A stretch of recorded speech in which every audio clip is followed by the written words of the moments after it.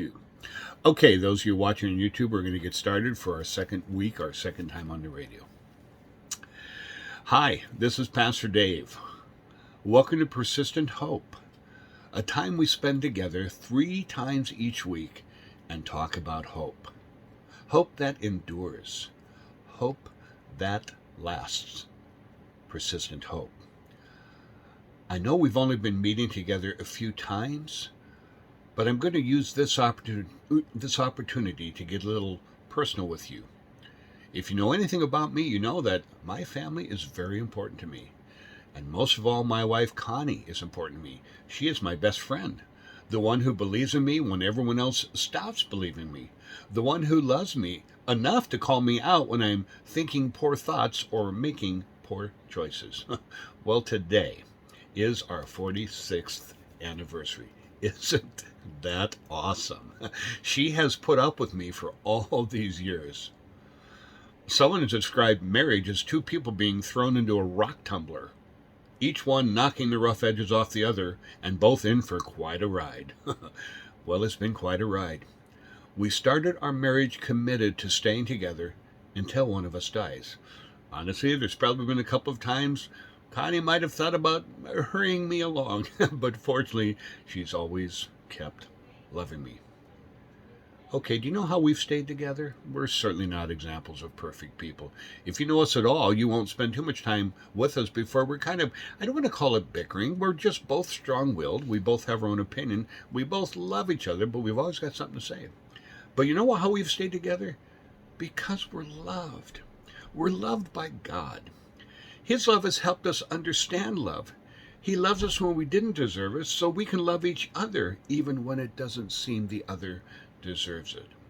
Now, on Monday, we talked about how God's love is eternal and never changes. Well, God's love is also unconditional. You don't have to earn His love, nor can you do anything to lose His love. Unconditional love means no conditions, no strings attached. Here's what the Bible says about God's love for us, and this is from Romans chapter 5, verses 6 through 8. When we were utterly helpless, Christ came at just the right time and died for us sinners. Now, most people would not be willing to die for an upright person, though someone might perhaps be willing to die for a person who is especially good. But God showed His great love for us by sending Christ to die for us while we were still sinners. You see, we can live with persistent hope because we have one who loves us. And it never changes, and it never has strings attached. We have one who loves us, and that love is eternal. I have a little assignment for you today. Sometime today, take a moment to bow your head and just say, God, thank you for loving me. Happy birthday, Con. Hey, thanks for spending this time with me. It's been a privilege. Talk to you on Friday.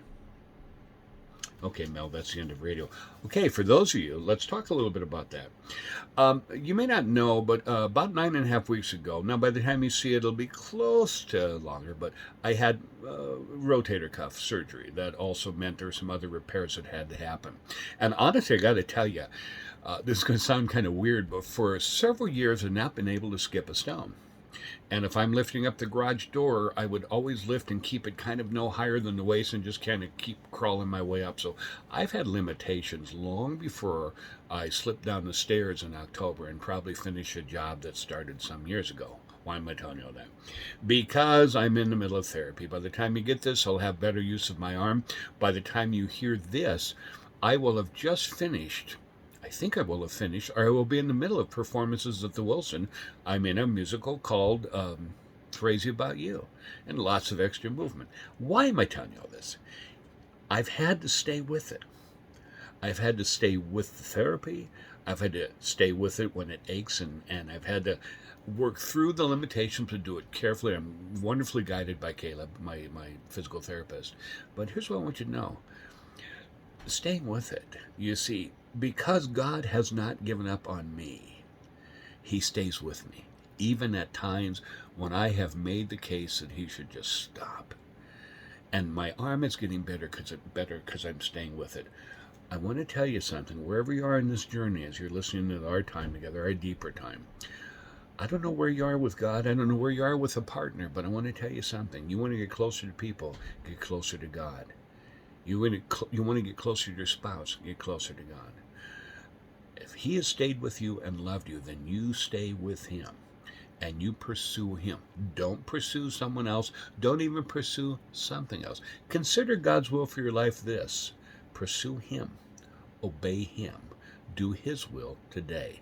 In fact, if you took a moment right now and said, God, I want to do your will today, can I tell you something? You're doing his will today. Oh, but I'm still struggling with this, and I still do that, and I'm still mad at this, and there's still stuff that I can't figure out. Look, welcome to life. If you ever come a day where everything lines up and everything makes sense, will you let me know how you did it? I think we could make a lot of money together with your secret sauce. The reality is, if you want to do God's will today, because you know he loves you, you're in his will. So walk in that will and be ready to let God work in you and through you. Keep praying for persistent hope. We're trying to get some things off the ground, and we need real wisdom about that. Thanks.